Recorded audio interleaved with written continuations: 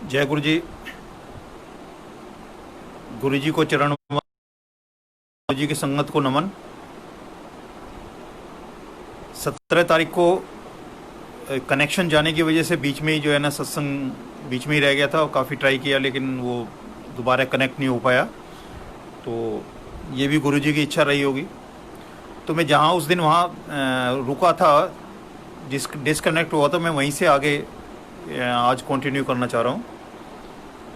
मैं एक प्रसंग बता रहा था कि एक गुरुकुल था, उसमें जो गुरु थे जो गुरुकुल को चलाया करते थे वो वृद्ध हो गए और उनको एक चिंता थी कि मेरे बाद इस गुरुकुल को कौन संभाल सकता है। तो उन्होंने सारे गुरुकुल के बच्चे जितने भी थे सब बच्चों को इकट्ठा किया। इकट्ठा करके उन्होंने बताया, कहने लगे भाई ये अब जो है आपको गुरु दक्षिणा देने का टाइम आ गया, तो लिहाजा एक काम करना, कल आप सब लोग अपने घर से जब कोई ना देख रहा हो तब जो है ना कोई चीज़ लेके आनी है मेरे को गुरु दक्षिणा में।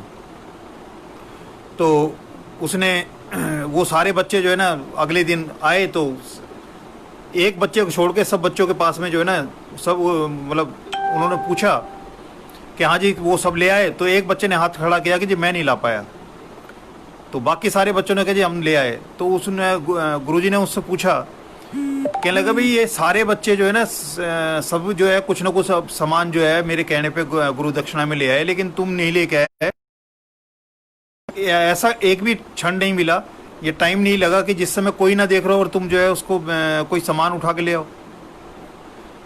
तो उसने कहा कि गुरुजी मेरे को ऐसा टाइम नहीं मिला, मैंने काफ़ी कोशिश की लेकिन मेरे को ऐसा कभी मौका नहीं मिला कि जब कोई ना देख रहा हो तब मैं कोई चीज़ लेके आऊँ।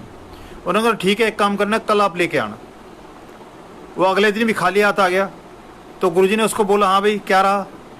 कह रहा गुरुजी मेरे को मौका नहीं मिला कि ऐसा टाइम नहीं मिला मेरे को जिसमें कि कोई ना देख रहा हो तब मैं उस चीज़ को लेके आऊँ, कोई चीज़ उठा के लाऊँ। तो गुरुजी ने बोला, कहने लगे ये बच्चे पहली बार में ले आए बाकी सारे, और तुम दूसरा दिन भी हो गया तुम ये कह रहे हो कि लेकर आए, तुम्हें ऐसा क्या हुआ कि तुम वो ऐसा टाइम तुम्हें नहीं लगा जब सबको लग गया? तो उसने बोला कि गुरुजी आपने जो पहली जो कंडीशन थी, इसकी कंडीशन ये थी जब कोई ना देख रहा हो तब वो चीज़ लेके आनी है। और मैंने बहुत कोशिश की लेकिन ऐसा कोई क्षण नहीं आया कि कोई देख रहा हो ना देख रहा हो, लेकिन ईश्वर और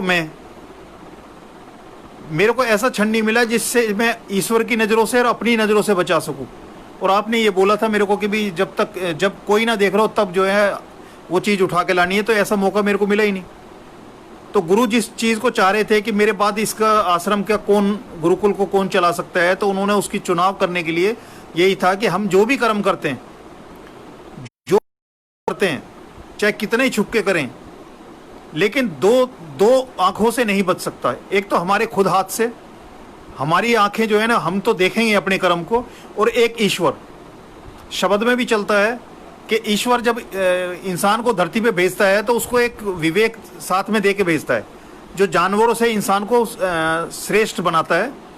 तो वो कहते हैं कि वो देखता भी है और लिखता भी है लेकिन रोकता नहीं है, क्योंकि जो रोकने की शक्ति है, जो विवेक है, वो जो प्रभु सत्ता है उन्होंने जो है इंसान को दे रखा है कि वो खुद अपने कर्मों को दिए खुद एनालाइज करे कि वो सही कर रहा है या गलत कर रहा है। सही और गलत की पहचान उसने करनी है और गलत नहीं करना और सही करना। तो इसलिए वो कहते हैं कि देखता भी है और लिखता भी है लेकिन रोकता नहीं है, क्योंकि जो रोकने की ताकत है वो इंसान को खुद को दे रखी है।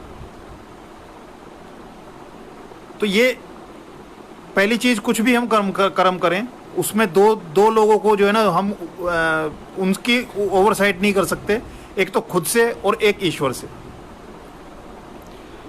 गुरुजी के यहाँ आने से पहले मतलब मेरी लाइफ में ऐसी कोई परेशानी नहीं थी, मैं कहीं मेरे को जाए कोई मेरे को ऐसी कोई दिक्कत हो ज़िंदगी में, ऐसा कुछ नहीं था। लेकिन मेरा एक जगह से ट्रांसफ़र हुआ तो दूसरी जगह आया, तो वहाँ ट्रांसफ़र होने के बाद जो है 6 बजे के बाद जो है ना मैं चाहूँ भी तो भी रुक नहीं सकता था। और पहली भी जगह जो है 8:30-9 बजे उठना होता था, लेट आता था मैं आने लगा। तो अब घर पे जल्दी आ जाऊँ तो बच्चों के साथ बड़ी प्रॉब्लम हो कि मैं टीवी नहीं चला सकता, मैं कि कोई मेरे किसी के पास मेरे लिए टाइम ही नहीं है बात करने के लिए, क्योंकि आंटी आंटी जो है उन बच्चों के चक्कर में लगी है, किसी ने कुछ खाना है, कुछ ने किसी के लिए कुछ बनाना है, और बच्चे अपनी पढ़ाई में लगे हुए हैं। अब ऐसे माहौल में तो मैं अभी, मेरा तो जल्दी आना कोई ठीक नहीं है, क्योंकि जल्दी आता हूँ आप लोगों को सबको परेशानी होती है। ना तो किसी के पास मेरे साथ बोलने का टाइम है, ना मैं टीवी देख सकता। सुबह जो अखबार पढ़ के गया वो अखबार कितना पढ़ा जाए। और जो एकोमोडेशन सरकारी था वो 2 कमरों का मकान था, 4 मेरे पास बच्चे थे। अब मैं ऐसा भी नहीं कर सकता था कि उनको एक जगह घुसा के, क्योंकि एक को बोल बोल के जो है पढ़ने की आदत थी, एक को बिल्कुल साइलेंट मोड पे थी, एक एफएम चला के पढ़ना चाहता है, एक बिल्कुल सुनसान जगह करना चाहता है। तो वो दोनों कमरे उन्होंने ऑक्युपाइड कर लेते। तो मैं कहीं बैठा भी होता था तो बड़े आराम से, मतलब ऐसा बैठा होता था जैसे कि किसी दूसरे घर आ गया। और वो जब कब कुछ बोलेंगे, कुछ कहेंगे, तो मैं आगे कोई जवाब दूंगा, मेरे पास बात करने का नहीं था। तो मैं उनसे बोलता, मैंने कि भाई ये जल्दी आने के मेरे तो फ़ायदा नहीं, क्योंकि मैं तुम्हें सबको डिस्टर्ब करता हूँ और मैं आके करूँ क्या। तो मैं बोलने लगा, मैंने कि मेरे को तो ये है कि मैं गलत जगह कहीं जा नहीं सकता, कोई ढंग ढूंढ लेता हूँ। तो 6 बजे ऑफिस से छुट्टी होती है, तो 2-2.5 घंटे वैसे ही पहले की तरह बिताऊँ मैं, और उसी पुराने रूटीन के हिसाब से घर पे आऊँ। और घर पे आके, और आपको भी दिक्कत नहीं होगी, मुझे भी दिक्कत नहीं होगी, खाना खाऊंगा, सो जाऊंगा अपना। एक दूसरी चल रहा था कि 2 चपाती सुबह, मतलब सुबह शाम का खाने वाला। 78 से मैं जो है ना नौकरी कर रहा हूँ, तो 78 से लेके मैं सुबह खा के जाता था और शाम को आके खाना। और जब तक मैं चाहे रात को 12 बजे घुसूँ, मेरे को जो है ना भूख ही नहीं लगती थी। तो जो मैं रोटी खाता था उसमें से 2 चपाती सुबह और 2 शाम की हो गई। अब आंटी परेशान, आंटी कहने के हम जो है ना 3-3 टाइम खाते हैं, और 3-3 4-4 भी खा जाते हैं, सब्जी अच्छी लगी तो और भी ज़्यादा खा जाते हैं, और आप जो है ये इतने बड़े होकर 2-2 रोटी खा रहे हैं। बच्चे कहने लगे, पापा आप जो है ना ये इतनी रोटी खानी कम कर दी आपने, तो आप तो कभी रास्ते में जो ना आपको चक्कर आएंगे, बेहोश होकर पड़ोगे, और पड़ोसी उठा के लाएंगे, तब आपको पता लगेगा। मैंने कहा बेटे, मेरे को एक टुकड़ा भी ज़्यादा खा लेते हो तो मेरे को परेशानी हो जाती है, कि सुबह टुकड़ा खा लिया तो शाम का दिक्कत हो जाती है, शाम को खा लिया तो सुबह की दिक्कत हो जाती है। मैंने कि जब मेरे को अंदर ही जाना ही नहीं हो रहा, मेरे को 2 से ज़्यादा की भूख ही नहीं है, मतलब 2 में इतनी तृप्ति हो जाती है कि मैं आगे उसको सोचता ही नहीं अगली उसका खाने की, चाहे कितनी अच्छी चीज़ बनी हो। तीसरी एक चीज़ और उसके साथ डेवलप होगी अंदर दिमाग में, कि ये सरकारी नौकरी, मतलब 86 से लेके, और 2005 की बात है, 5 के उसमें स्टार्टिंग की बात है, क्योंकि 2005 में मेरे फादर जो है ना एक्सपायर हुए थे जनवरी में। तो मेरा उनके साथ बड़ा अच्छा आपस में जो है कोऑर्डिनेशन था, और काफ़ी बात करते थे। उसके बाद वह सीनियर मोस्ट मैं हो गया, वो पगड़ी मेरे सिर पे बंध गई उसमें 13वीं के दौरान पे। अब जो मैं बातें डिस्कस करके पिताजी से किया करता था, वो बातें करने के लिए कुछ नहीं है, मदर को नहीं बता सकता कोई क्या कुटुंब में क्या चल रही है, बच्चों को नहीं बता सकता, भाइयों को नहीं बता सकता। अब वो जो डिस्कस मैं फादर से करता था, वो एक वैक्यूम आ गया लाइफ में, एक लाइफ में वैक्यूम आ गया कि उस तरह की जो बातें, उस लेवल की जो बातें हैं, मैं फादर के अलावा किससे करूं। बाहर के आदमी से घर की बात की नहीं जा सकती, अब किससे किया जाए। तो मेरी वो थी, और उसी दौरान में ये चीज़ शुरू हो गई, अंदर से ये आ गया कि ये जो है ना नौकरी छोड़ दे। मतलब 19-20 साल की नौकरी, 18-19 साल हो चुके थे मेरे को, और अंदर से ये हो रहा कि नौकरी छोड़ दे। पहली चीज़, वो मैं अच्छी जगह ढूंढने की बात करता तो बच्चों को सबको पता था, मैं अपने मुंह से ही बोलता था ऑलमोस्ट, जो है हफ्ते में 2-1 बार मैं बोल ही दिया करता था घर आके। और दूसरी जो चीज़ थी कम खाने वाली, जो है 2 चपाती खाने वाली है, वो सबको पता थी घर में। तीसरी चीज़ ये थी कि मैंने कि कोई दिक्कत नहीं है, मतलब नौकरी में कोई दिक्कत नहीं है, किसी से कोई परेशानी नहीं है, और अंदर से ये भाव आ रहा है कि इसको छोड़ दे। अब इसको कैसे वो किया जाए, मैं पहले खुद कि इस बात को किसी को बताऊंगा, परिवार में बताऊंगा, वाइफ को बताऊंगा, आंटी को बताऊंगा, या भाइयों को किसी को बताऊंगा, दोस्तों को बताऊंगा, वो क्या कहेंगे। तो मैंने, जब मेरे से रहा नहीं गया, 3-4 महीने उस प्रोसेस में मैं रहा, तो उसके बाद मैंने अपने दोस्तों में बताया। पहले मैंने कहा यार,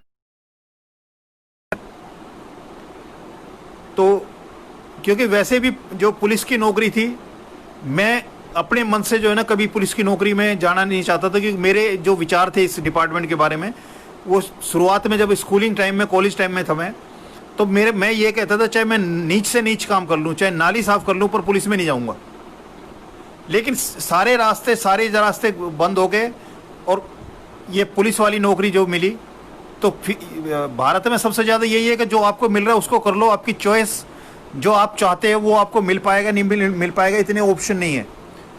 तो मेरे दोस्तों ने बोला, कहने लगा भाई कोई बात नहीं, अब इसमें हो रहा है तो इसमें ही चला जा। तो मैंने नौकरी ज्वाइन करी, लेकिन आज तक कभी अपने आप को मैं पुलिस नहीं बना पाया। जो वहाँ का माहौल है जिस तरह से, मेरे को अंदर से कभी वो चीज़ नहीं आई, मेरे अंदर कभी ऐसी भाव ही नहीं आ पाया कि मैं अपने आप को पुलिस समझूं। तो मेरे को था नौकरी छोड़ दे। दोस्तों ने बोला, कहने जी दिक्कत क्या है, किसी अफसर से कोई परेशानी है, कोई और परेशानी है, वो बताओ, उसका इलाज करते हैं। मैंने कि कोई परेशानी नहीं है। कह रहा फिर क्यों छोड़ रहा है? मैंने कि बस ये नहीं पता मेरे को, पर अंदर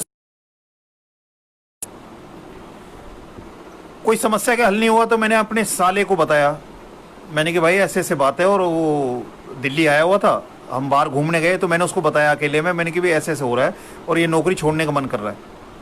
वो कहने लगे जीजा जी क्या सोचा है, नौकरी छोड़ के क्या करोगे? मैंने कि ये नहीं पता, बस इसको है कि इसको छोड़ दे। कह रहा जीजा जी बच्चे आपके बड़े हो रहे हैं, सारी जो ज़रूरतें उनकी हैं, जो बड़ी बड़ी ज़रूरतें हैं, शादी ब्याह की है, बड़ी पढ़ाई की है, वो सारी ज़रूरतें अब शुरू होने वाली हैं, और आप जो है नौकरी छोड़ के करोगे क्या? मैंने कि मुझे आगे का नहीं समझ में आ रहा, बस ये है कि इस नौकरी को छोड़ दे।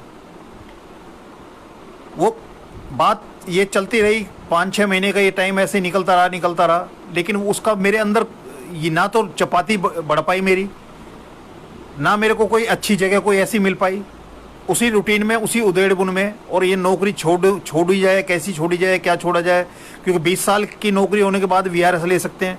जो उस टाइम पीरियड चल रहा था उसमें वो वीआरएस वाली भी स्टेज नहीं थी।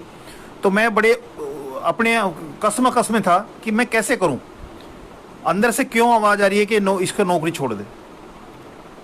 तो उसी दौरान में जहां मैं नौकरी अपने सर्विस में जहाँ कर रहा था उस टाइम पे, वहाँ एक आंटी थे, तो उनकी अपनी परेशानी थी, उनके हस्बैंड चले गए, बच्चे थे, बहुत परेशान थे वो। तो उनको मैं लेके गया था एक जगह, कहीं मांगे, कहीं वो एक घंटे ताली बजा के जो है ना वो पता नहीं क्या क्या वो किया, कोई कुछ बता रहा है, कोई कुछ बता रहा है। तो मुझे एक दिन मेरे छोटे भाई का दोस्त है, जो मनोज अंकल हैं, जिनका मैं बार बार जिक्र करता हूँ, वो मेरे छोटा भाई था, उसका क्लास फेलो था। तो उसका मुझे पता था कि उसके जो है ना लाइफ में एक्सीडेंट का मास्टर है वो, कि जब भी मिलता था वो कोई ना कोई एक्सीडेंट बताता था, भाई साहब ये एक्सीडेंट हो गया, ऐसे एक्सीडेंट हो गया।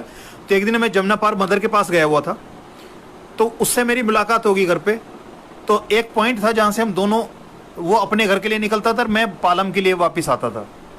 तो मैंने उसको ऐसे ही पूछ बैठा, जब डिपार्ट हो रहे थे एक पॉइंट से, तो मैंने उसको बोला, मैंने कि कैसे चल रहा है मनोज? कह रहा भाई साहब जब एक्सीडेंट तो वैसे ही हो रहे हैं मेरे, लेकिन जब से मैं गुरुजी के यहाँ जाना शुरू किया मैंने, तो एक्सीडेंट के रिजल्ट वो नहीं आ रहे, ना तो मोटरसाइकिल में ज़्यादा कोई प्रॉब्लम आ रही है, ना शरीर में कोई प्रॉब्लम आ रही। तो मैंने उसको, मेरे अंदर वो चल रहा था कि उन आंटी का जो है ना समस्या बहुत ज़्यादा गहरी है, और वो ये है कि या तो समस्या दूर हो जाए या वो बच्चों को लेके ख़त्म हो जाए। क्योंकि उनके जो इन लॉज थे उनके पीछे इतने पड़े हुए थे कि उस हिसाब से ये था कि उनको कि या तो वो ही ना मार दें, क्योंकि जो प्रॉपर्टी के मामले होते हैं इसमें जो है ना बड़े बड़े वो होते उसमें होते हैं, तो उनको सबसे बड़ा खतरा था। और मैं उनके साथ जो घूम रहा था, तो जो उनके साथ घूमते हैं उनके साथ भी वो वारदात कर सकते हैं, उसका भी मुझे ज्ञान था।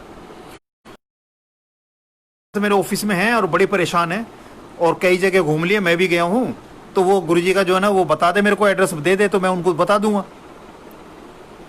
तो उसने सिंपल सा अगला एक सवाल कर दिया, अगर भाई साहब जब आदमी ऐसे हालात में होता है, ऐसे परेशानी में जो बंदा होता है, जब उसको सारे रास्ते सारे दरवाजे बंद दिखाई देते हैं, उस समय उसका विश्वास करना मजबूरी है, पर जल्दी से वो किसी पे विश्वास नहीं कर पाता, क्योंकि जगह जगह वो धोखा खाया होता है। तो कह रहे भाई साहब आप अभी बताओगे तो क्या आपकी बात का असर होगा? आप एक काम करो, पहले गुरुजी के यहाँ आप चलो, और आप वहाँ जाओगे तो आपको जो महसूस होगा तब आप उनको आंटी को बताओगे, तो शायद आपकी बात का असर ज़्यादा होगा। तो मैंने उसको हाँ बोल दिया, मतलब चल ठीक है, पहले मैं हो जाता हूँ। मतलब मेरे वो जो नौकरी छोड़ने की बात आ रही थी या चपाती की बात आ रही थी, वो तो उनका, उससे मेरी लाइफ में ऐसा कोई डिस्टर्बेंस नहीं था जिसके लिए मैं किसी पंडित के पास जाऊं, किसी सियाने के पास जाऊं, किसी तांत्रिक के पास जाऊं, ऐसा कुछ नहीं था। वो जो अंदर उथल पुथल थी वो मेरे अंदर की चीज़ थी। तो वो मुझे तो यही लगता कि फादर एक्सपायर हुए हैं और उसके बाद जो मैं उनके बाद साथ बैठ के डिस्कस करता था, जो लाइफ में छोटी बड़ी चीज़ें थी उनके साथ डिस्कस करता था, और वो बड़ा इजी एक रास्ता मेरे को जो है ना बता दिया करते थे। कोई भी काम हो, कितनी बड़ी समस्या, वो अपने एक्सपीरियंस के हिसाब से बड़े चुटकियों में जो है उस काम को मेरे को करा दिया करते थे। तो मैंने कहीं ऐसा ना हो कि वही जो चीज़ है, वही जो फादर के साथ जो रेपो था मेरा, वही कहीं ना हो, क्योंकि मैं उन बातों को मैं किसी से डिस्कस नहीं कर पा रहा, तो हो सकता है वही अंदर घर कर गई हो, और ये मेरे मन में जो आ रहा है कि नौकरी छोड़ दे इसको। तो मैंने इसको 9 मार्च 2006 को मनोज अंकल के साथ में गुरुजी के यहाँ एम्पायर स्टेट जाने का पहले दिन कमिटमेंट हुआ हमारा। 8 मार्च को तय हुआ था, और 8 ही मार्च को मेरे पास जो है ना कोर्ट केस थे, जिनके मैं एफिडेविट साइन कराने अपने अफसर के से डोमेस्टिक एयरपोर्ट के पास गया था। वहाँ से साइन करा के वापस आया तो मेरा घर पहले पड़ता था, ऑफिस बाद में पड़ता था। मतलब जितना वहाँ से घर पड़ता था उतना ही आगे जो है मेरा ऑफिस पड़ता था। तो मैंने कि सुबह ऑफिस जाना ही है तो सुबह ले जाऊँगा, तो वो मैंने फाइलें सब अपने घर पे ही रख ली। जबकि अभी तक 86 से लेकर और आज तक मैंने कभी ऐसा एक भी कागज़ या सरकारी काम में घर पे लेके नहीं आया। वो वक्त मैंने काटा है दिल्ली पुलिस में कि मैं 3 रातें 4 दिन लगातार भी काम किया है वहाँ, लेकिन किसी काम को घर लेके नहीं आया। मैं घर में रखता हूँ, घर में आकर ऑफिस ख़त्म और ऑफिस में जाके घर ख़त्म। मतलब दोनों चीज़ों को बिल्कुल अलग अलग रखा है। तो मैं पहली बार लाइफ में, उससे पहले भी नहीं उसके बाद भी नहीं, वो पहली बार लाइफ में था कि मेरे को ये था कि अब वहाँ क्या रख के आऊँगा, पहले इसको यहाँ रखता हूँ और सुबह जब जाऊँगा तो लेता जाऊँगा। सुबह मैं गया तो वो पॉलीथीन में थी, 4 फाइलें थी, वॉल्यूम थे, 4 वॉल्यूम थे फाइलों के, और 10 तारीख में वो हाई कोर्ट में केस लगे हुए थे और उसकी ओरिजिनल फाइल मेरे हाथ में थी। तो मैं बड़ी बिटिया को बैठा के और उसको एक पॉइंट से उसको छोड़ता था, और उसके जहाँ वो अपने काम में जाती थी, और वहाँ से आगे मैं लेफ्ट को मुड़ के चला जाता था। तो ऑफिस जब मैं पहुँचता हूँ तो वो जो पॉलीथीन थी जिसमें फाइलें थी वो स्कूटर से गिर गई, और पाँव मैंने इसलिए नहीं लगा रखा था कि मैं उस पुराने वक्त का पढ़ा हुआ हूँ, जब जो है ना किताब के ऊपर अगर पाँव किस लग जाता था, क्योंकि उसको माँ सरस्वती की हम ये कहते थे, विद्या जो है विद्या की देवी है माँ सरस्वती।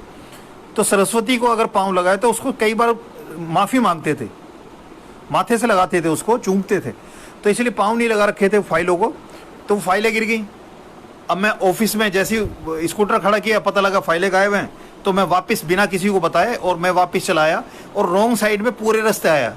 मैंने कि जिस रास्ते से आया हूँ पूरे अपने क्वार्टर तक गया, और क्वार्टर से जाके मैंने देखा कोई नहीं है, कोई आसपास दिखाई भी नहीं दे मेरे को, कोई फाइल लेके बैठा हो, कोई साइड में रखी हो, कुछ नहीं है। मैं फिर वापस उसी रास्ते से वापस गया, इधर आसपास सारा देख लिया मैंने, लेकिन मेरे को कहीं वो फाइलों का मेरे को समझ में नहीं आया कि फाइलें गिरी तो गिरी कहाँ। एक पॉइंट ऐसा था जहाँ स्कूटर वाले ने मेरे सामने से बड़ा शार्प कट मारा था, तो वहाँ मैंने सडन ब्रेक मारे थे। तो मुझे कुछ वहम हुआ कि हो ना हो कि ऐसा ना हो पॉलीथीन फट के जो है ना उस पर वो कुंडे से जो अटकी हुई थी वो फट के गिरी हो। तो मैंने जो इसकी रोड की तरफ जो दुकानें थी जिनके मुंह रोड की तरफ थे, उन सबसे मैंने इंक्वायरी की, और सब ने मना कर दिया जी कि यहाँ तो कोई ऐसी फाइल हमारे सामने कोई नहीं ऐसी पड़ी हुई दिखाई दी। और मैं ऑफिस चला गया, ऑफिस जाके मैंने अपने ऑफिस में बताई, मैंने कि आज ऐसे हो गया और कल इसका ये केस है, और उसी में वो एफिडेविट है और वो ओरिजिनल फाइल भी उसमें है। तो मेरे जो इंचार्ज थे उन्होंने बोला भी ये है कि बड़ी बात है ये, क्योंकि उनके जो 2 केस थे वो 2 लोग जो है दिल्ली पुलिस से डिसमिस थे, और वो उन लोगों के केस थे। और ओरिजिनल फाइल खोने के बाद क्या है कि 10 तारीख को उनको पेश क्या करेंगे, जब डॉक्यूमेंट ही नहीं है, ओरिजिनल डॉक्यूमेंट ही नहीं, तो जाने वाली बात होगी।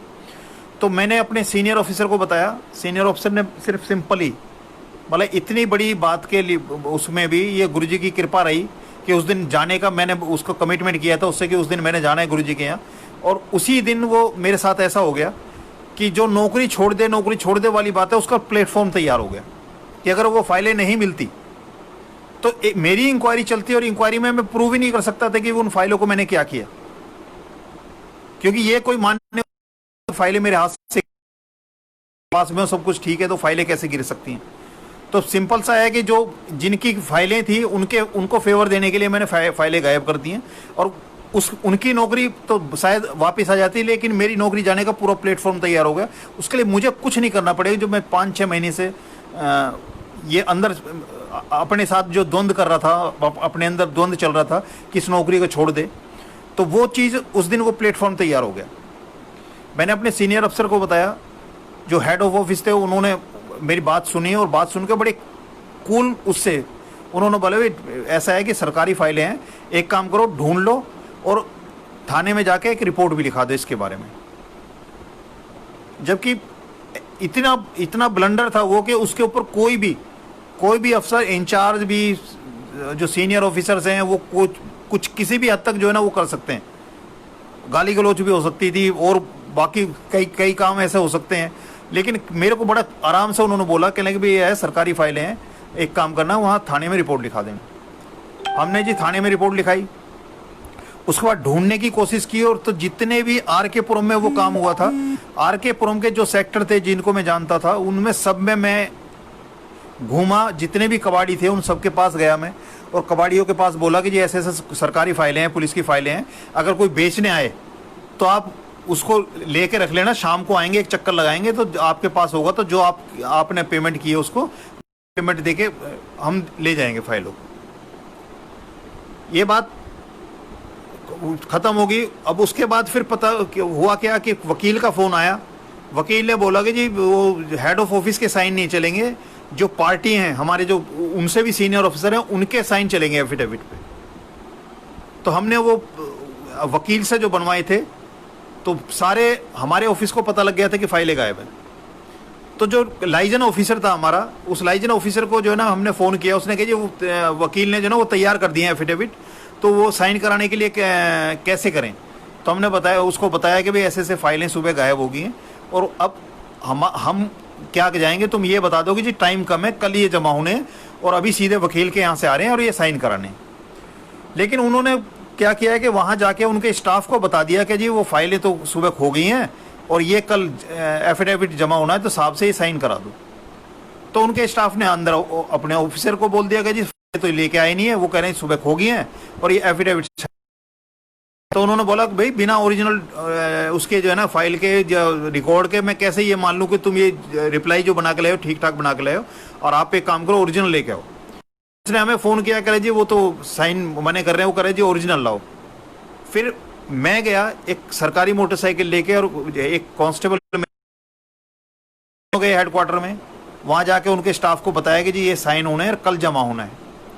उन्होंने अंदर जाके बताया जी वहाँ से ऐसे ऐसे जो आए हैं और वो साइन के लिए बोल रहे हैं।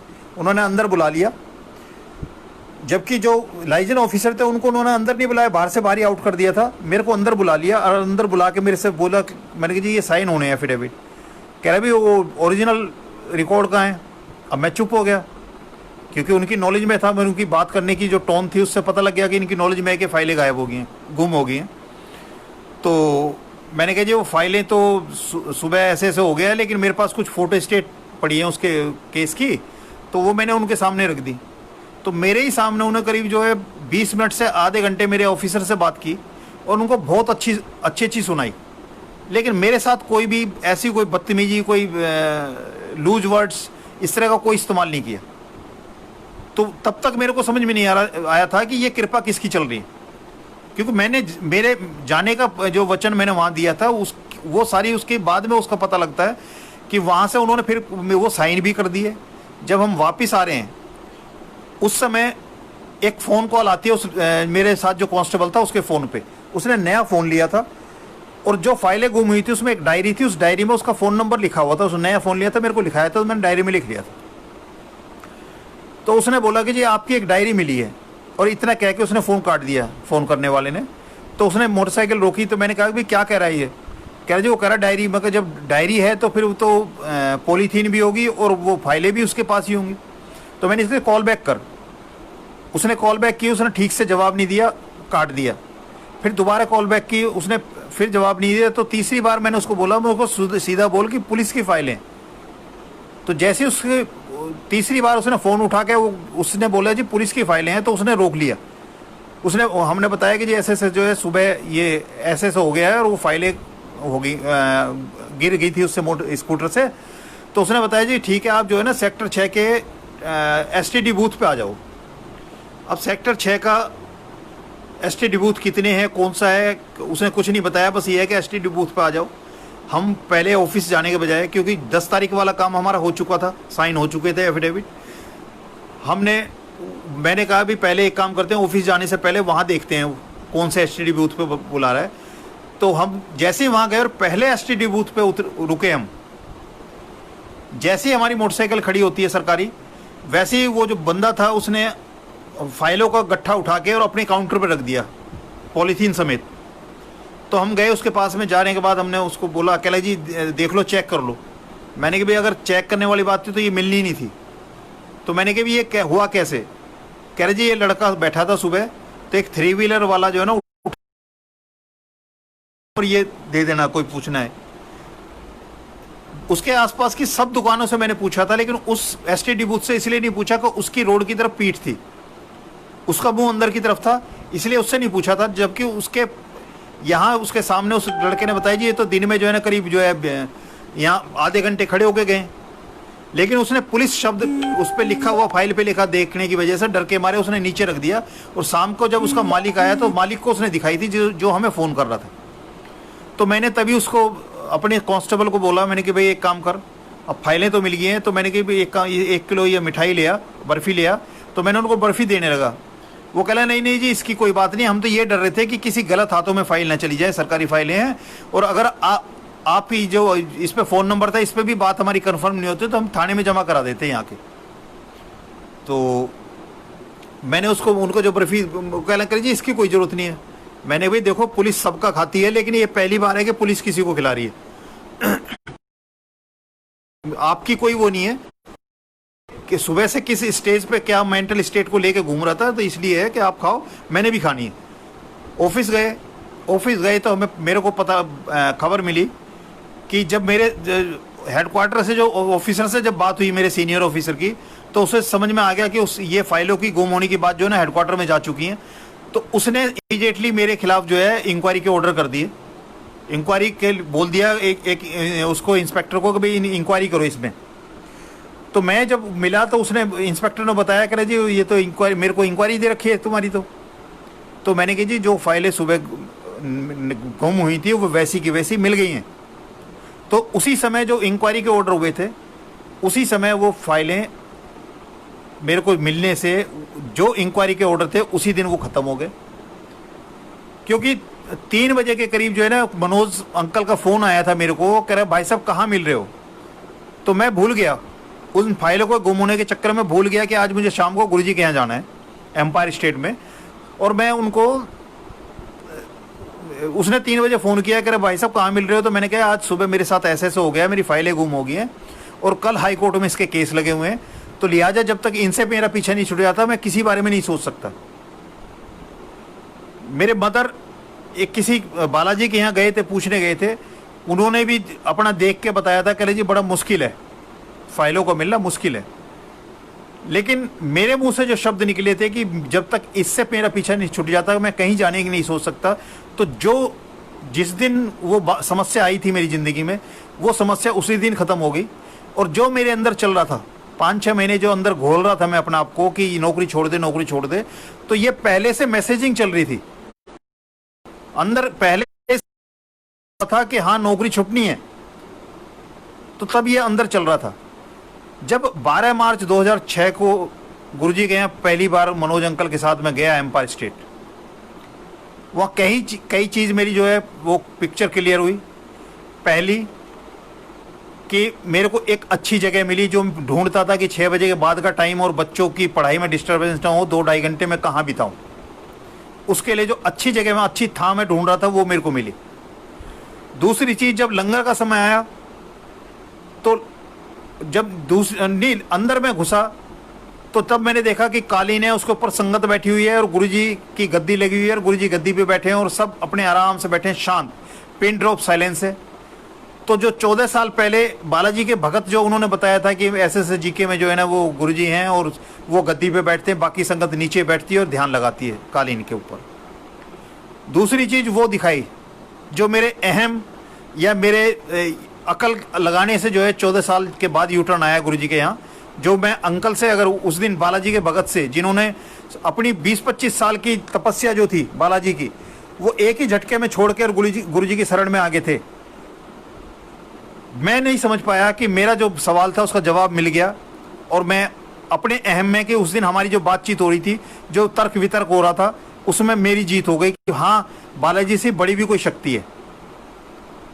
जब वो अंदर गया तो वो नज़ारा देखा जो उन्होंने 14 साल पहले मुझे बताया था। तीसरा जब लंगर मिला तो एक तो 4 लोगों को एक साथ बैठा के आपकी जो अहम है, जो समस्या है, ऊंच नीच का मामला है, जात बिरादरी का मामला है या स्टेटस का मामला है, जो भी कुछ मामले वो सारे वहाँ ख़त्म। मुझे नहीं पता सामने वाला कौन है, क्या है, कैसे है, वो चीज़ ख़त्म कर दिया। जो हालांकि मैं अपनी पर्सनल लाइफ में भी शुरू से स्कूलिंग से कभी इसका जात पात का कभी ध्यान ही नहीं किया। सिर्फ इंसान सही होना चाहिए, वो उसकी कास्ट क्या है, वो कहाँ से है, क्या है, उसका कभी ध्यान नहीं दिया। उस इंसान मतलब इंसानियत उसके अंदर होनी चाहिए। तो मेरी जो ज़्यादातर दोस्ती रही है वो उन्हीं लोगों के साथ रही है जिनके अंदर मैं अपना अक्स देखता था। तो मैं वहाँ जब गया तो दूसरी चीज़ वही कि वहाँ बैठे फिर 2-2 चपाती सबके हिस्से की थी। तो जो 2 चपाती खाई तो 2 चपाती खाने से ही मेरे को उतना सेटिस्फेक्शन हुआ जो मेरे घर पे 2 चपाती में खा रहा था उससे होता। तब मुझे महसूस हुआ कि ये तो मेरे को प्रैक्टिस कराई जा रही थी कि इस प्रोसेस में आने से पहले मेरे को गुरुजी ने पहले ही 6 महीने पहले से 2 चपाती सुबह और 2 चपाती शाम का एक वो डाल दिया। एक रबत वाली जो बात होती है ना, जैसे एक जो नया घोड़ा होता है उसे पहले सीधा तांगे में नहीं जोता जाता, पहले जो तांगा होता है उसके पीछे उस घोड़े को लगाया जाता है, बांधा जाता है, जिससे वो उस स्टेपिंग को जो है ना ठीक से प्रॉपर जान ले। और जो तांगे वाला है उसकी किटकिट की आवाज़ को उसकी आवाज़ को भी पहचानने लगे कि किस आवाज़ पे रुकना है, किस आवाज़ पे चलना है और चाल कैसी होनी चाहिए। तो गुरुजी ने वो 6 महीने से मेरे को उस प्रोसेस में डाल दिया कि घर में ही मेरे को जो है ना गुरुजी ने लंगर कराना शुरू कर दिया कि 2 चपाती सुबह खाऊं, 2 चपाती शाम को खाऊं और उसी में पूरा सेटिस्फेक्शन हो, उससे एक टुकड़ा भी ज़्यादा की जरूरत नहीं है। वो जब गुरुजी के यहाँ जब लंगर किया तो तब मेरे को आया कि हाँ ये जो प्रैक्टिस थी ये यहाँ के लिए थी। उसके बाद जब वहाँ से लंगर लेके बाहर आया तो वो अंकल जो गुरुजी के दर्शन बांट रहे थे, तो मैंने पहली बार इसलिए हाथ आगे बढ़ाया फिर वापस ले लिया कि हाथ झूठे हैं क्योंकि लंगर किया है, क्योंकि सारी जिंदगी यही करता रहा, उससे पहले पूजा पाठ का था। तो मैं उस प्रोसेस में चला गया, हाथ धुलाने के प्रोसेस में चला गया। उसके बाद जल प्रसाद पिया, जल प्रसाद के बाद फिर हाथ धुलवाने वाली जो लाइन थी, हाथ धोने की लाइन में लग गया, फिर वापस आया तो वो अंकल चले गए। तो मैं एक किनारे पे खड़ा था, मुझे अगला प्रोसेस से पहले गुरुजी से आज्ञा लेनी होती है, तो मुझे नहीं पता था वहाँ का क्या प्रोसेस है, पहला ही दिन था। तो एक तरफ एक कोने में तो मैंने उसको बोला, मनोज था और मैं था, तीसरा कोई नहीं था आसपास, कोई हमारी वार्तालाप को नहीं सुन रहा था। फिर वहाँ का माहौल ऐसा पिन ड्रॉप साइलेंस थी और बाहर भी ऐसी ही साइलेंस थी। कोई बोलता था तो बड़े हल्के से बोलता था, मतलब शोर मचा के नहीं, कोई आवाज़ दे के वाली बात नहीं थी। तो मैंने बड़े आराम से उसको बोला, बहुत हल्के से, मैंने कि मनोज यार मैं तो ऐसे से जो है ना हाथ झूठे होने की वजह से हाथ धोने की लाइन में लग गया, फिर जल प्रसाद की में लग गया और फिर हाथ धोने की लाइन में लगा, और इतने ये अंकल जो है ना वो बांट रहे थे गुरुजी की फ़ोटो और वो तो गुरुजी के स्वरूप जो है वो तो चले गए अंदर। तो उसने छूटते मेरे से बोला कर भाई साहब आप पहली बार आए हो और पहली बार ही ये गुरुजी के स्वरूप मांग रहे हो। कह रहा मैं 3 महीने लगातार डेली मत्था टेका है, डेली मत्था टेका है, और तब जो है गुरुजी की कृपा हुई है, तब मेरे को गुरुजी का स्वरूप मिला था, और आप पहली बार आए, पहली बार मांग रहे हो। तो उसने पहले ही ये बता दिया था कि भाई गुरुजी जो है ना किसी से वो नहीं करते, जानी जहान है, सब कुछ जानते हैं, उनके सामने जो भी जाता है या जिसको वो अपनी दर पे बुलाते हैं उसका सब कुछ पता है, उसका पिछला भी, पिछले जितने जन्म है वो भी पता है उनको, जो चल रहा है वो भी पता है, और जो आगे होना है वो भी पता है, और जो अगले जन्म होंगे वो भी पता है। ये चीज़ कन्फर्म थी कि उनको कुछ बताने की जरूरत नहीं है, मतलब कुछ पूछने की जरूरत नहीं है, वो तो उसने पहले ही बता दिया था। लेकिन ये उसने तब बताया कि भाई साहब ये तो प्रायोरिटी और टाइमिंग गुरुजी की है, कि कब क्या कैसे कितना ये गुरुजी तय करते हैं। टाइम भी गुरुजी तय करते हैं, प्रायोरिटी भी गुरुजी तय करते हैं। हो सकता है आपकी लाइफ की समस्या कोई आपको ज्यादा अपील कर रही हो कि इसको इससे दूर हो, लेकिन कोई ऐसी हिडन समस्या है जिसको गुरुजी जानते हैं, जिसको गुरुजी जानते हैं कि इसका पहले इलाज होना चाहिए, बाद में।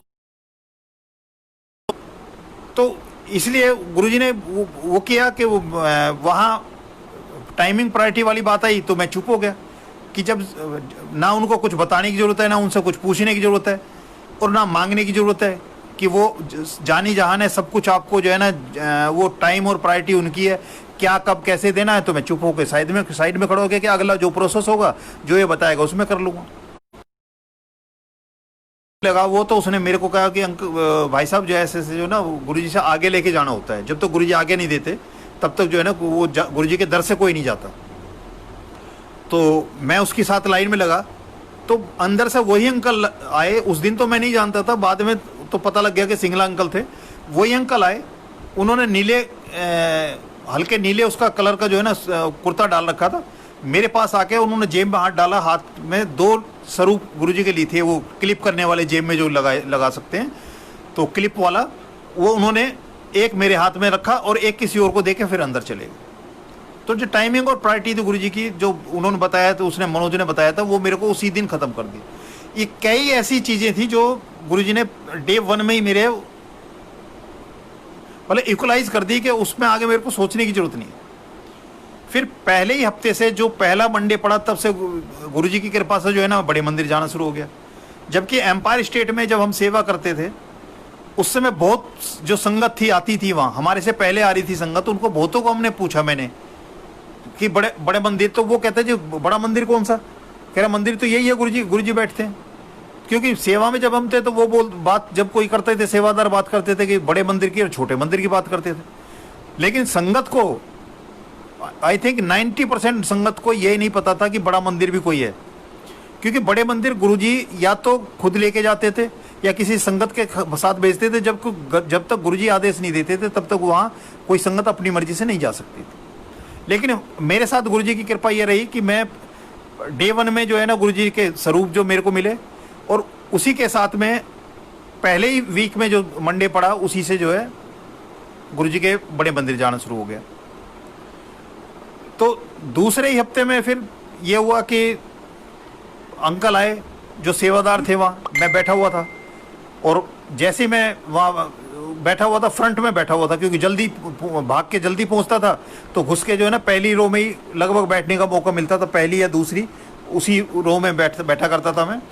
तो अंकल ने आके जो है ना अनाउंसमेंट, तो वो ऊपर जाए, क्योंकि मार्च 2006 में जब मैंने जाना शुरू किया था उसी के साथ साथ जो है ना संगत मल्टीपल बढ़ने लगी थी, और पहले नीचे नीचे से काम चल रहा था जैसे मनोज अंकल बताते थे, लेकिन देखते देखते वो संगत बढ़ गई और वो ऊपर बैठाने लगे संगत को। तो मैं आगे बैठा हुआ था, उन्होंने कहा पुरानी संगत ऊपर जाए, मैं चुपचाप बैठा हुआ था, क्योंकि मेरे को तो पता है, मेरे को तो गिनती के दिन हुए, दूसरा ही वीक था, चौथी 5वीं या 6ठी हाजिरी रही होगी। लेकिन वो थोड़ी देर बाद वो आए, कुछ लोग उठ के जो है ना ऊपर चले गए, लेकिन मैं वहीं बैठा हुआ था। कुछ देर बाद फिर वो अंकल आए, अंकल आके उन्होंने फिर वो अनाउंसमेंट कर दिया जी पुरानी संगत जो है ऊपर जाए। मैं फिर वहीं बैठा हुआ था। तीसरी बार वो आए, आके जो है ना मेरी आंख बंद थी, तो मेरे कंधे पे हिला के मेरे को बोला अंकल ऊपर जाओ। मेरी समझ में नहीं आया कि मेरे को तो गिनती के दिन हुए, कैसे ये अंकल जो है ना मेरे को ऊपर भेज रहे हैं।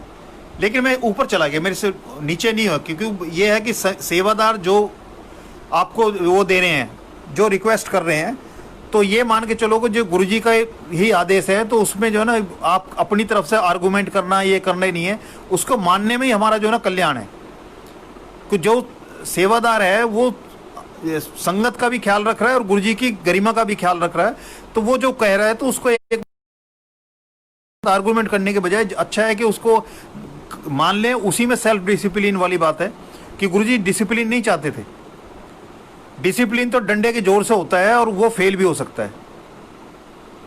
जैसे आज भारत के जो इसका जो समाज का इसका जो नक्शा है वो इसीलिए बिगड़ा हुआ है कि कानून और डिसिप्लिन को कोई मान के राजी नहीं है। किसी के डंडे में जोर है तो बनवा लो।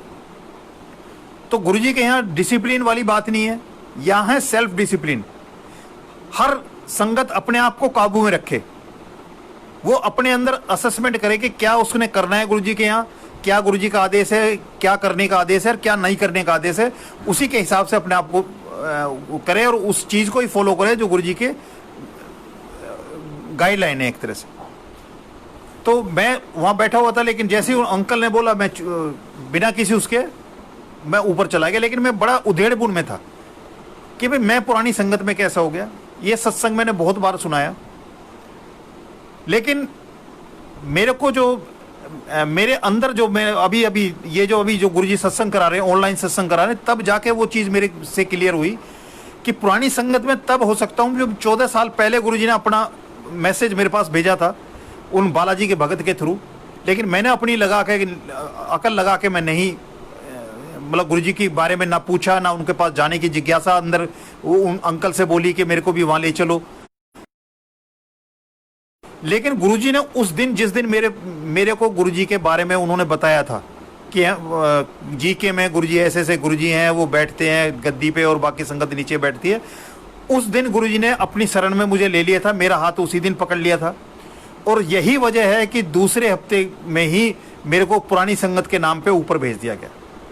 क्योंकि वो जो पीरियड था, वो पीरियड जोड़ने के बाद मेरी समझ में आता है कि मैं, हाँ, तब मैं जाके वो जो पुरानी संगत वाली जो बात है कि जो उन्होंने अंकल ने बोला पुरानी संगत ऊपर जाए, और फिर मेरे को हाथ लगा के स्पेशली बोला कि अंकल ऊपर जाइए, तो वो तब थे कि जब वो 14 साल भी जुड़ जाएं उसमें,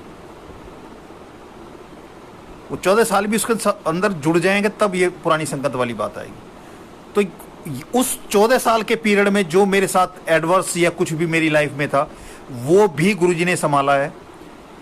मैं था कि मैं हनुमान जी का भगत हूँ, रामलीला में पार्टिसिपेट करता हूँ, पूरे मन से, दिल तन मन धन से मैं पार्टिसिपेट करता हूँ। तो मेरे को उन किए हुए के जो उसका फल है, पूजा पाठ है, वो सारी मेरी जो वो थी, वो सारी अरदास जो उधर लगी हुई थी, जो भी कुछ थी, वो सारे इतना उन्होंने सबने काम किया है कि उन्होंने गुरुजी का दर मेरे को दिखा दिया। मतलब वो सीढ़ियों का काम किया है। गुरुजी को पाने के लिए तो मैंने कुछ नहीं किया, ना मेरे को पता था कि क्या करना है, ना आज भी पता कि गुरुजी को पाने के लिए मैंने क्या करना है। लेकिन ये गुरुजी को पता था। उस दौरान में मैं जब गुरुजी के यहाँ नहीं गया था, लेकिन मेरे को उस गुरुजी के बारे में पता लगा था। उसके बाद का मैं वाकया बताता हूँ कि मैं एक बार आंटी स्कूल गए थे, तो मेरी छुट्टी थी उस दिन, तो मैंने कहीं जाना था, तो आंटी मदर के पास जाना था मैंने, जमुना पार। तो आंटी ने बोला कि जब तक मैं स्कूल से ना जाऊँ आप नहीं जाना। तो मुझे लगा कि आंटी जो है अभी गए हैं, 7:30 बजे गए हैं और ये 1 बजे तक आएंगे। तो मेरे को एक छोटा सा काम था, मैं उस काम के लिए निकला है मैं कि आंटी के आने से तो पहले मैं आ जाऊँगा। तो उस दिन सुबह जब मैं खाना खा रहा था, तो जो दही थी, दही की कटोरी उल्टी हो गई थी, थाली में से गिर गई थी और उल्टी सारी बेकर गई। तो आंटी ने बाद में बताया कि मेरे को जिस टाइम दही गिरी थी, मेरे को तभी कोई शंका थी कि कुछ ना कुछ अनहोनी होने वाली है, इसमें आपको रोक के गई थी। और मैं उनके निकलने के बाद में ताला लगा के और उस काम के लिए निकल गया। जब मैं वापस आ रहा था, अपने स्टैंड पे बस से उतर रहा था, तो मैं ही अकेला जो वो सवारी था जो उतरना था उसी स्टैंड पे। और मैं जैसे उतरा, उसने हल्की सी ब्रेक मारी ड्राइवर ने, और मैं उतरा जैसे ही तो हाथ ऊपर से छोड़ दिया और मेरी जो पैंट है वो एक उसमें दरवाजे जो था उसका बस का, उस दरवाजे में हुक में अटक गई। अब हुक में अटक गई तो वो थोड़ा सा झटका लगा उसको निकलने में। क्या हुआ कि मैं रोल होके जो है ना बस के नीचे चला गया। तो मैंने सिर्फ इतना देखा है कि मेरे सिर पे पिछले दोनों टायर जो उसके हैं बस के, वो सीधे आ रहे हैं बिल्कुल। मैं और वो जो टायर हैं वो बिल्कुल पैरेलल हैं। और मैंने कैसे वो उसमें से नीचे से, मेरे को आज तक समझ में नहीं आया कि कितनी फुर्ती, कितने उससे मैंने जो है ना उसमें से करवट लेके 360 से भी ज़्यादा का शायद वो लिया होगा और मैं बाहर निकल आया। और बस जो है वो ऐसे निकलती हुई चली गई, ना बस रुकी, ना बस वाले को शायद पता लगा होगा, और मैं उसके नीचे से आ गया। तो मेरे जो लेफ्ट हैंड था, ये राइट हैंड जो था, इसमें थोड़ा सा हाथ में जो है ना दर्द हुआ, तो मैं ऐसे हाथ को पकड़ के कंधे पे लगा के जो है ना मैं घर चला गया। ताला खोला, मैं अंदर बैठ गया। मैं जाके मैंने फ़ोन छोटे भाई को किया, मैंने कि ऐसे है और मैं सफदरजंग हॉस्पिटल जा रहा हूँ और तुम वहाँ पहुँचो। तो आंटी जब तक नहीं आई, क्योंकि आंटी नहीं आई तो आंटी को बताना ज़रूरी था। बच्चे स्कूल गए थे, आंटी थे, तो मैंने आंटी को जो है ना, आंटी आई आके मैंने बताया, मैंने कि ऐसे बात होगी है। वो कहने कि मैं तो आपको सुबह ही बोल रही थी, मेरे तो माथा खटका था जब जो है दही आपकी गिरी थी, तो मेरे को तो तभी लगा था कि कुछ ना कुछ गड़बड़ है और आपने मेरी बात नहीं मानी और आप जो है चले गए और ये कर लिए। कह रहे क्या हुआ है, मैंने कि पता नहीं, पर इसमें हाथ में इसमें दर्द है थोड़ा और मैं हॉस्पिटल जा रहा हूँ। उसको छोटे भाई को वहाँ बुला लिया। मैं वहाँ गया, छोटे भाई को बुलाया, तो उन्होंने वहाँ डॉक्टर ने देखा, तो डॉक्टर ने बताया कि जी इसका एक गुल्ली सी होती है जो लिफ्ट करने की जो स्ट्रेंथ है वो तब आती है जब ये इसमें रेडियल हेड अटकता है, तो तब होता है इसमें। तो उसने जब देखा, उसने कह रही जी ये टूट गया है। तो मेरे से उसने पूछा, कह रही जी आपने ये क्या करना है, इसमें प्लास्टर करना है, ऑपरेशन कराना है। मैंने कहा जी डॉक्टर साहब, डॉक्टर आप हैं, इस हाथ के लिए क्या ठीक है वो बताओ। कह रहे जी वो तो 6 महीने बाद भी होगा तो ऑपरेशन कराना पड़ेगा आपको, क्योंकि ये जो रेडियल हेड है ये टूटने के बाद ये जुड़ती नहीं है, क्योंकि मूवमेंट वाली जगह है और ये अगर इसमें ही पड़ी रहेगी तो आपके हाथ को प्रॉब्लम होगी, आपकी जो मूवमेंट है जो थोड़ी बहुत होनी है वो भी नहीं होगी। तो मैंने कहा जी जो इस हाथ के लिए ठीक आपको लगता है वो आप बताइए। उसने कहा जी ये तो ऑपरेशन है। तो मैंने कहा 6 महीने में मैं इसको कबूतर की तरह क्यों पालूंगा इसको मैं, अभी मेरे को दर्द है या जो भी कुछ है, मैं आपके पास आ गया तो इसका ऑपरेशन करो। उसने बोला जी मेरे पास ये सामान नहीं है। हमने कहा जी कोई बात नहीं, सामान हम ले आते हैं। वो सारे जो है फाइल वगैरह उसने कई चीज़ें मंगाई, तो वो हमने उसको ला के दे दी।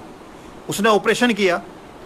ऑपरेशन करने के बाद जब हम उसको दिखाने गए तब उसने बताया, कहने लगी जी आपकी रेडियल हेड टूट गई है, और रेडियल हेड टूटने के बाद क्या है कि आप नीचे इसको कोई चीज़ हैंग तो कर सकते हो लटका के हाथ को, लेकिन उस चीज़ को लिफ्ट नहीं कर सकते, क्योंकि वो ताकत जो है वो रेडियल हेड में होती है और वो आपका टूट चुका है और निकल चुका है इसमें से, तो लिहाजा वो अटकेगा ही नहीं, तो ये आपका हाथ का जो लिफ्ट करने वाली चीज़ है वो होगी नहीं। मैंने कि चलो हाथ तो सलामत है, इतना तो है कि भाई वैसे उठा लिया जाएगा, कोई बात नहीं है। वो चलता रहा प्रोसेस, मूवमेंट उसकी कराते रहे, इसकी सिकाई वगैरह भी होती रही, सारी हो गई, मूवमेंट काफ़ी ठीक हो गई। डॉक्टर भी, वो डॉक्टर बोला, डॉक्टर शर्मा था, वो डॉक्टर बोला, कहने लगे जी आपके हाथ की मूवमेंट काफ़ी अच्छी है। जैसे मैं पाँव के बारे में मैंने सत्संग सुनाया था कि उस पाँव की जो वो है वो भी डॉक्टर ने यही बोला था जी आप कहाँ से फिजियोथेरेपी करा रहे हो, आपकी बहुत अच्छी वो चल रही है। ऐसे इस हाथ के बारे में उस डॉक्टर ने बोला था, कह लगे जी ये आपके हाथ की जो मूवमेंट है काफ़ी ज़्यादा इम्प्रूव्ड है, मतलब बहुत कम लोगों की इतनी होती है। और बाद में जब रामलीला के दिन आए, अंकल रामलीला में, मैंने कहा भी मेरे साथ तो ऐसे, तो वो मेरे को कार में बैठा के लेके गए थे। तो रामलीला मैंने देखी थी उस साल, लेकिन मैं कुछ कर नहीं पाया सिवाय देखने के। नेक्स्ट ईयर फिर आया तो नेक्स्ट ईयर उन बच्चों ने बोला, कहने लगी अंकल वो रामलीला में नहीं आ रहे। मैं कहा आ तो जाऊंगा, पर वही बैठना है, पिछले साल जैसे बैठा था ऐसे ही बैठूंगा। वो कहने लगे कोई बात नहीं, आप आ तो जाओ। जब वहाँ गए तो 2 रोल थे, हनुमान जी का रोल और केवट का रोल, 2 ऐसे रोल थे कि जो उसमें जब तक मैं मना ना करूं तब तक वो रोल पे किसी का नाम नहीं लिखते थे। तो उन्होंने वैसे तो तैयारी करा रखी थी उसमें, लेकिन नाम किसी का नहीं लिखा हुआ था। तो मेरे से बोले, जब कह लगे अंकल वो हनुमान जी का रोल, मैंने कि रोल तो मैं कर लूँगा, रोल में तो कोई भी दिक्कत नहीं, क्योंकि मेरी तो दिली इच्छा है। मैं जब 13 साल की उम्र से कर रहा हूँ तो रोल करने में तो मुझे कोई दिक्कत नहीं है, पर एक प्रॉब्लम आएगी। वो कह क्या अंकल? मैंने कि मैं जो 2 काम होते हैं जो हनुमान जी के रोल में, कि एक तो गदा चलाई जाती है, उसकी मूवमेंट होती है काफ़ी फास्ट, जब लड़ाई वगैरह होती है, कुछ होती है, मूवमेंट होती है। और मैंने कहा मैं राइट हैंडर हूँ और मेरे हाथ में जो है ना, ये डॉक्टर ने बताया कि इसकी स्ट्रेंथ नहीं है, तो वो घूमेगी। अगर घूमने से इस हाथ में अगर कोई प्रॉब्लम होगी, कोई दर्द हो गया, किसी तरह की उठापटक होगी, तो मुश्किल हो जाएगा, फिर बीच में तुम्हें हनुमान जी बदलने पड़ेंगे। और दूसरा एक था कि मैंने कि लक्ष्मण शक्ति लगती है, तो तब मैं जो पहले रोल किया करता था, मैंने कि मैं ये, मेरा ये था कि भाई उसको लक्ष्मण जी को उससे युद्ध भूमि से जो है ना उठा के हाथ पे और होल्ड करके तब तक मैं रखता था स्टेज पे, जब तक कि रामचंद्र जी अपने डायलॉग ना बोल लें, और उनके डायलॉग खत्म होने के बाद मैं उनको जो है ना जाके लिटाया करता था। तो मैंने कि वो रोल, क्योंकि पब्लिक का क्या है कि जैसा पहले हमने कर दिया उससे अच्छा करोगे तो तालियां बजती हैं, अगर उससे नीचे करते हैं तो वो उसको अप्रिशिएट नहीं करते। तो मैंने कि यार पहले मैं ऐसा करता रहूं और अब मैं अगर वो नहीं कर पाया या खुदा ना खास्ता मैंने करने की कोशिश की और इस हाथ ने मेरा साथ नहीं दिया तो मतलब फिर भी गड़बड़ हो जाएगी, रोल बिगड़ जाएगा। लेकिन फिर भी मैंने, क्योंकि मेरी तब तक मैं गुरुजी को तो नहीं जानता था ना मानता था, मुझे नहीं पता था कि गुरुजी ने अपनी चरणों में तभी ले लिया था जब वो बालाजी के भगत से मेरे को अपनी खबर दी थी। लेकिन मेरे को तो ये था कि हनुमान जी का वो चल रहा है, तो मैंने उनका नाम लिया, मेकअप किया, कराया और जो है रोल करने लगा। जब वो लड़ाई का गदा घुमानी शुरू की तो प्रॉपर जैसे पहले घूमती थी वैसे घूमनी शुरू हो गई। उसके बाद जब लक्ष्मण शक्ति की बात आई और तब मैंने उसको उठा के लाने वाली बात हुई तो मैंने फिर वही अपना ध्यान लगाया जो हम अपनी श्रद्धा और विश्वास को लेके चलते थे, वही लगाया और मैंने उसको लक्ष्मण जी को उठाया और फिर वो उतने ही टाइम जो है होल्ड करके और रामचंद्र जी ने जब डायलॉग बोले उसके बाद मैंने उनके सामने जाके लिटाए वो। तो मेरे को एक अंदर ये था कि देखो इतने दिन से मैं जो है ना जिनको पूज रहा हूँ मान रहा हूँ, तो कम से कम इतनी शक्ति उन्होंने दी कि वो हाथ जिसमें डॉक्टर कहता है इसमें वो स्ट्रेंथ ही नहीं है और वो दोनों काम करने के लिए उन्होंने स्ट्रेंथ दे दी। लेकिन इस 14 साल मुझे लगता है कि वो हनुमान जी की जो ताकत थी, उस ताकत के साथ में गुरुजी जी की जो ब्लेसिंग्स जो थी, जो गुरुजी ने मेरा हाथ पकड़ा था, तो वो उस हाथ में वो ताकत आई कि मैं वो काम कर पाया जो डॉक्टर ने मना किया था कि नहीं हो सकता। डॉक्टर ने मना किया था नहीं हो सकता, तो ये तब मेरे को ये चीज लिंक हो रही है। अब जब खोद के गुरुजी जो है ना हर अपने जो जितने भी सत्संग हैं जो मेरे साथ जो गुरुजी ने कृपा की हैं, जो गुरुजी के साथ एक्सपीरियंस है, तो उनमें ये चीजें निकल के आ रही हैं कि उन सारी चीजों को लिंक करके देख रहा हूं, तो तब मेरे को समझ में आ रहा है कि वो तो डे 1 से साक्षात कब मत्था टिकाया था वो तो बाद की बात है, लेकिन उन्होंने तो तभी से मेरे को अपने चरणों में लगा लिया था और मेरा हाथ पकड़ लिया था और मेरे को हर उस बुरे वक्त से मेरे को निकाला। और वो जो पीरियड चल रहा था 2 चपाती का, नौकरी छोड़ने का, वो सारा भी उसी का प्रोसेस था कि मैं गुरुजी की शरण में था और उन्होंने उस पीरियड को निकाल के अपने दर तक लेके आए और वो उसका उसी दिन समाधान कर दिया जिसमें मेरे अंदर चल रहा था कि नौकरी छोड़ दे, और वो प्लेटफॉर्म भी तैयार हो गए नौकरी छोड़ने का। लेकिन वो पोजीशन, मेरे मुंह से शब्द निकले थे कि जब तक इससे मेरा पीछा नहीं छूट जाता मैं किसी बारे में नहीं सोच सकता। और ये मोस्ट ऑफ टाइम हुआ है कि जो मुंह से निकल गया वो 100% होना है। मैंने अपनी बिटिया का पहले बताया था, मैं उसको रिपीट कर रहा हूं कि एक बार उसके एक सेमेस्टर में किसी सब्जेक्ट में उसके बहुत अच्छे मार्क्स आए। अच्छे इन द सेंस क्या है कि उस लेक्चरर के जितने भी स्टूडेंट पढ़ के गए उनमें से सबसे ज़्यादा नंबर मेरी बिटिया के आए थे। तो सारे उसके जो कुलीग थे वो बोले, वो कहने लगे उसको कि भाई अन्नू पार्टी दे। तो उसने उसके मुंह से निकला कह रहे मेरे कौन से 90% मार्क्स आए जो मैं पार्टी दूं। उसने तो ऐसे ही बोला था रैंडमली, उसको नहीं पता था। लेकिन उसके अगले जो सेमेस्टर जब उसने दिया, उसके जो एमएससी के उसमें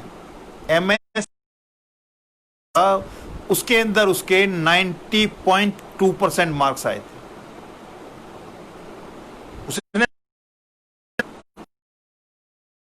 पार्टी दूं, और वो गुरुजी ने वो कर दिया कि उसके मुंह से निकला था उसको 90.2% मार्क्स जो है वो भी एमएससी लेवल पे, पोस्ट ग्रेजुएशन। और जब वो गुरुजी को मत्था टेकने एम्पायर स्टेट गई और वहां जब मत्था टेका तो टेकते ही गुरुजी ने बोला कि मेरी बेटी पास होगी। और गुरुजी ने जो है वो लड्डू प्रसाद का वो मंगा के, डिब्बा मंगा के अपने उसमें, और बिटिया के हाथ से जो है ना संगत को जो है ना लड्डू प्रसाद मंगाया। तो जो पार्टी वो कह रहे थे वो पार्टी गुरुजी ने अपने सामने कर दी। ऐसी एक बार मेरा बेंगलोर में एक भाई है, छोटे, सबसे छोटा, उसके इन लॉज हैं जो यहाँ पलवल की, तो उनके यहाँ उनके कुनबे में जो ना शादी थी, उनके वहां शादी हुआ था। और मेरा जो भाई है जिनकी ससुराल थी उसको और उसकी वाइफ को नहीं आना था। और बीइंग एल्डेस्ट वन, और हम दिल्ली में थे, फरीदाबाद में शादी थी, तो मेरी जिम्मेदारी थी कि भाई रिश्तेदारी निभानी है, तो वो लोग नहीं आ रहे तो मैंने जाना है। तो पहले मैंने छोटे भाई जो दिल्ली में था, छोटे भाई को बोला कि भाई ऐसे से वहाँ चलना है। उसने बोला ठीक है। तो मदर भी तैयार थे, उसकी वाइफ भी तैयार थी, और आई थिंक बच्चे भी थे। तो हमने कहा, वो कहने लगे भाई साहब गाड़ी लेके चलेंगे, कार लेके चलेंगे और वहाँ चले जाएंगे। तो भाई वो शादी थी, तो मेरे भाई ने बोला, जब शादी की हम वो प्लानिंग कर रहे थे जाएंगे, तो कह रहा है भाई साहब उस दिन तो शनिवार है। मैंने कहा हाँ। कह रहा आप तो उस दिन मंदिर जाते हो, जाओगे सेवा के लिए। मैंने कि जब वहां नहीं जाऊंगा, मतलब शादी में नहीं जाऊंगा तो मंदिर जाऊंगा। बात खत्म। जिस दिन वहां शादी में जाना था, मेरे भाई का फोन आता है कि भाई साहब मदर की थोड़ी तबीयत ठीक नहीं लग रही, और तुम्हारी बहू भी जो है ना वो भी ये कह रही है कि भाई मदर की तबीयत ठीक नहीं है, तो मैंने भी नहीं जाना। और कह रहा है अब वहां से आने वाला और उधर से आप अकेले हो, तो गाड़ी लाऊं या मोटरसाइकिल लाऊं। तो मैंने कहा भी जब दोनों ही जा रहे हैं, तो मैंने कहा ये गाड़ी का क्या करेगा, एक काम कर मोटरसाइकिल ही ले आ, मोटरसाइकिल पे बैठ के चलेंगे। हमने एक पॉइंट बनाया, मैं एक पॉइंट से उसको मिला, वहां से बैठ के हम चले। तो एमबी रोड पड़ता है, वहां जो खानपुर मदनगिर जो पड़ता है, वहां से आगे बत्रा हॉस्पिटल पड़ता है। तो खानपुर मदनगिर वाला जो है, वहीं से जो है ना हमें ट्रैफिक जाम लगा। हमें लोगों का थोड़ा बहुत इधर उधर का होगा ट्रैफिक जाम है तो खुल जाएगा। हम बत्रा हॉस्पिटल के थोड़े से आगे गए थे, तो लोग पैदल आ रहे थे, अपोजिट साइड से पैदल आ रहे थे। तो पूछा, हम जैसे लोग भी पूछ रहे थे भाई कहाँ तक है ये, क्या हो रहा है।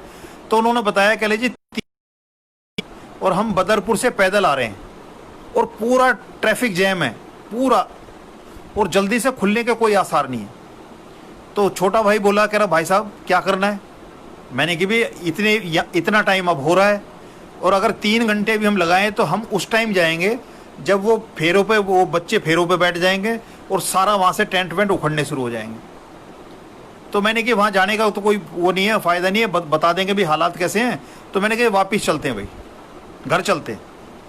जब हम घर आ रहे थे तो एमबी रोड, जहाँ एमजी रोड पे आके टी पॉइंट बनता है एक, वहाँ जब खड़े थे रेड लाइट पे, तो छोटे भाई ने मेरे से पूछा, कह रहा भाई साहब कहाँ चलना है।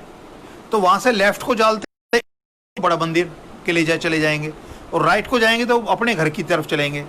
तो मैंने कहा भाई मेरे मुंह से ये निकला था कि अगर वहाँ शादी में नहीं जाएंगे तो मंदिर जाऊँगा। तो मैं एक काम कर, मंदिर की तरफ मोड़ ले। मैंने मंदिर की तरफ मुड़वा दिया। जब बड़े मंदिर गया वहाँ, तो उस दिन के लिए मैं बोल के आया था जो में थे मेरे साथ में, कि मैंने कि जी मैं ऐसे बहुत क्लोज जाना है मैंने, और लिहाजा मैं नहीं आऊँगा। और मैं वहाँ लंगर शुरू होने से पहले 9 बजे से पहले मैं वहाँ पहुँच गया। तो वो सारे देख के कह रहे अंकल आपने तो आना ही नहीं था। मैंने कहा मेरे मुंह से एक शब्द निकला था कि मैं अगर वहाँ शादी में नहीं जाऊँगा तो यहाँ आऊँगा। तो शादी में जा नहीं पाए, हालात ऐसे से हैं वहाँ कि ट्रैफिक जाम, और कोई रास्ता दिखाई नहीं दे रहा कि कहाँ से निकल के जाए वहाँ के लिए। तो मैंने कि वहाँ रात को 12-1 बजे पहुँचने से तो अच्छा है कि मैं अपने ये घर ही चले आए। तो वहाँ चला गया। तो हमारे मुंह से जो शब्द निकलते हैं, इवन हमारे मन में जो विचार आते हैं, आज ही जो मैंने वो संगत के साथ शेयर किया था कि अपना भला चाहते हो तो दूसरे का बुरा सोचना बंद कर दो, क्योंकि दूसरे का बुरा तो तब होगा जब हम उस करने में कामयाब होंगे। लेकिन हमारा बुरा उसी क्षण से शुरू हो गया जिस क्षण में हमारे मन में विचार आ गया किसी का बुरा करने का। और ये फैक्ट है कि अपना भला हम चाहते हैं तो दूसरे का बुरा सोचना बंद करना पड़ेगा। करना तो बहुत दूर की बात है। तो उस सोच पे गुरुजी का भी काबू है। जब हमारी सोच में ऐसी कोई बात आएगी वो भी गुरुजी पूरा करेंगे। ऐसे में ही हमारा अपना भी बुरा हो सकता है, क्योंकि हम दूसरे के लिए कांटे बोएंगे तो हमारे लिए भी फूल नहीं मिलेंगे, हमें भी कांटे ही मिलने। तो आज के लिए संगत को यही मैं अपना जो एक्सपीरियंस शेयर कर रहा हूँ, और आगे जब गुरुजी का जैसा आदेश होगा वैसे आपके साथ जो है मिल बैठ के गुरुजी का सत्संग करेंगे। जय गुरुजी।